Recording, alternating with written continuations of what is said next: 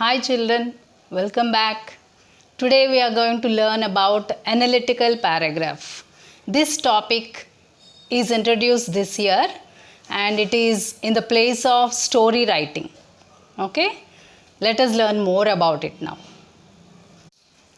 Analytical paragraph. So what is analytical paragraph? It is a form of descriptive writing which is written on the basis of a given chart, graph, data, outline, clues, table, etc. So the paragraph you have to write based on the given information, and the information can be in the form of a chart, a graph, a data, an outline, some clues, or in the tabular form. Okay? And when you are writing this analytical paragraph, you should describe the facts in the best possible manner, and that too you have to cover the whole information provided in that data. Okay, so this has to be written in about 100 to 120 words.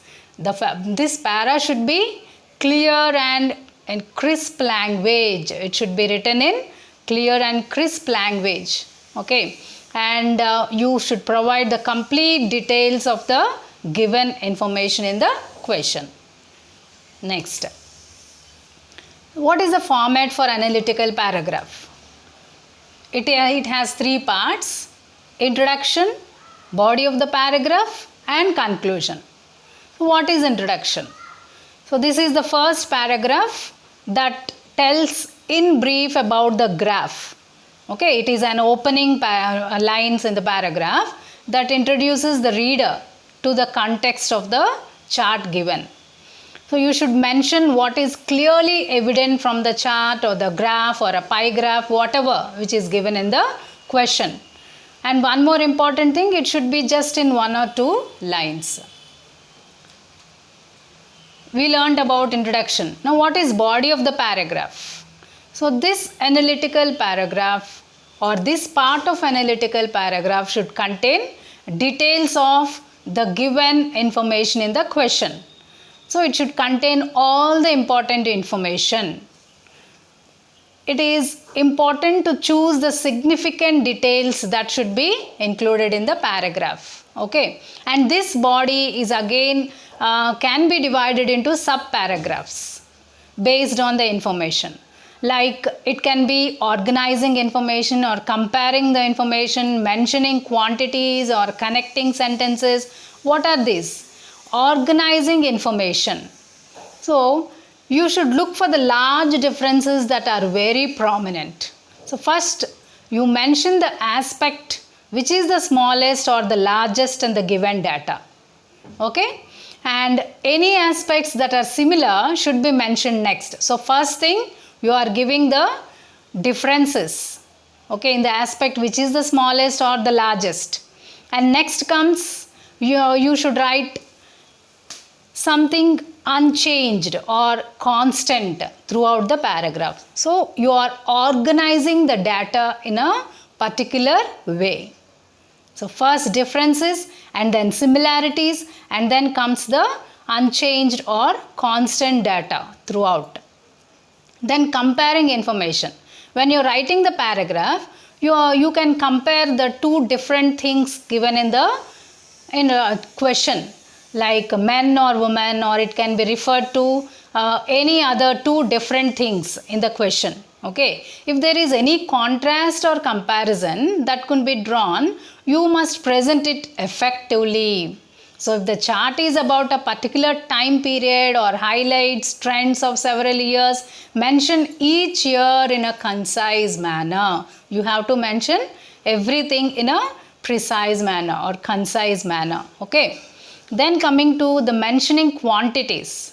If any sort of quantity is given in that question or in the paragraph, I mean the data in the form of pie chart or graph, whatever it may be, if the figures are given, so when including numbers and figures, their accuracy must be ensured. Okay, you should be careful while writing that in an accurate manner. So there are a number of ways that can be used to describe quantities, like for example, percentage, fraction, ratios, etc. Okay. And while writing this paragraph or the body of the paragraph, connecting or connection is very, very important. You should use proper connectors or linking phrases. Okay. So the sentence of the paragraph should be sequential and connected rationally. Okay, that is about the body of the paragraph. Organizing, comparing and mentioning about the quantity with accuracy and using proper connectors or linking phrases. Next comes the conclusion. The last paragraph should summarize the idea mentioned and the information in general. What all you have said in the introduction and even in the body of the paragraph, all that should be summarized in the conclusion. So you should keep in mind that you must not include any personal opinions or conclusions or observations. You should simply stick to the facts. Okay. And you need not dispose of the information to write a good analytical paragraph. The key is to choose wisely the important information. Well, you organize it well, state correct facts and summarize it properly. That is the thing we need to do. Okay. If we go with it, I'll give you some useful tips for writing an analytical paragraph. While introducing it or in your introduction, you can use some phrases like the chart given above describes, the table suggests, the line graph shows, the data given provides information about, the pie chart illustrates. So these are some of the phrases which you can use for introduction. And while describing, use phrases and words like a pattern of growth, rapidly doubled, skyrocketed. What do you mean by skyrocketed? That means increase very steeply or rapidly. Okay. Then striking increase, peaked, soaring rates. Soaring means what? Rising high. Declined or plummeted. What is meant by plummeted here? Fall or drop straight down at high speed. Okay. Sometimes there is a steep drop. Okay. That is called as plummeted. And leveled off, stagnated, fluctuate, starting to rise, starting to fall, drop down slightly, etc. So these are the phrases which you can use for describing the trends or the given data.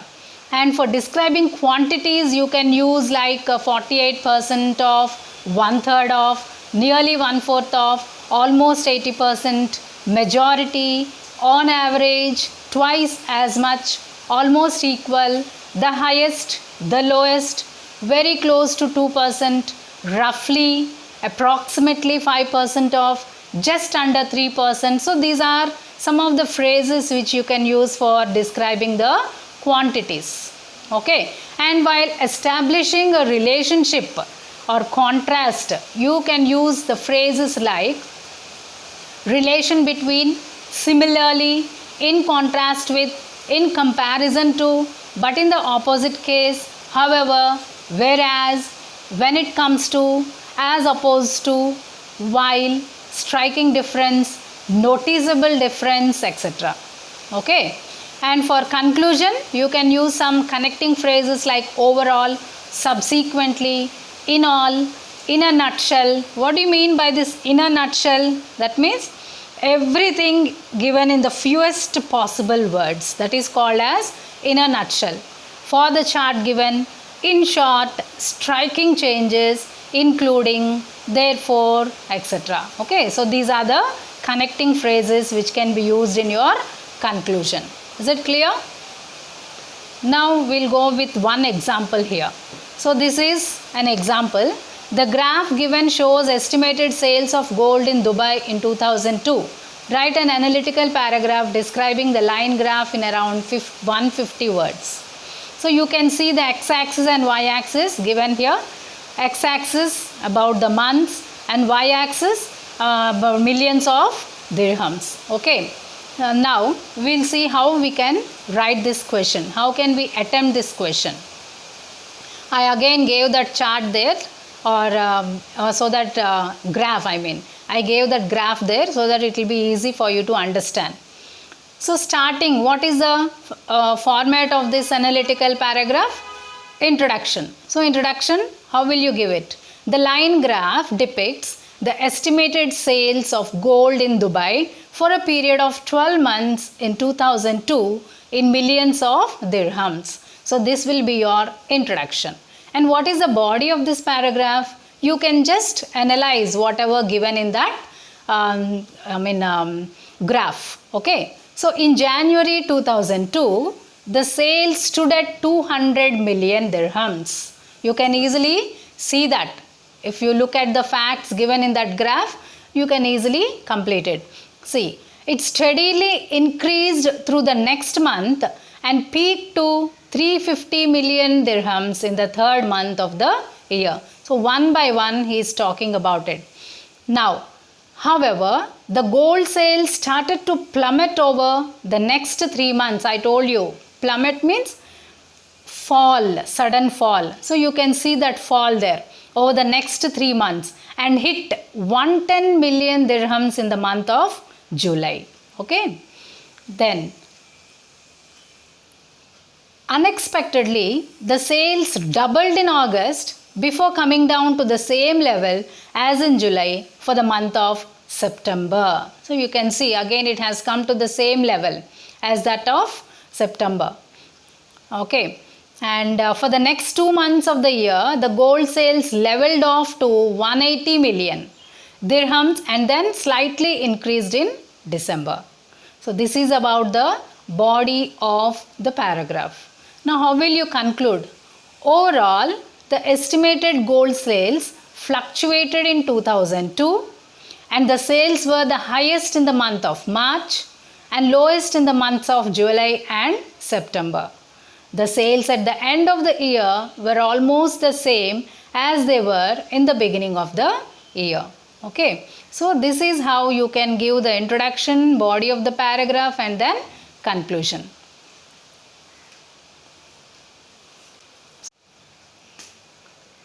Hope you all understood this, children. So while writing this analytical paragraph, be careful with the sentences.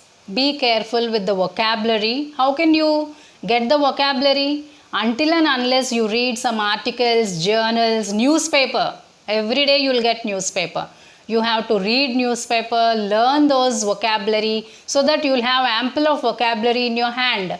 No need of thinking about it while writing the paragraph. If you keep on reading this paper and all, it makes easy. Your work can be done very easily in your examination. Okay. So be careful with your vocabulary, sentence formation, framing sentence is very, very important. See that there is no grammatical error in your paragraph. Clear, children? Okay. Thank you.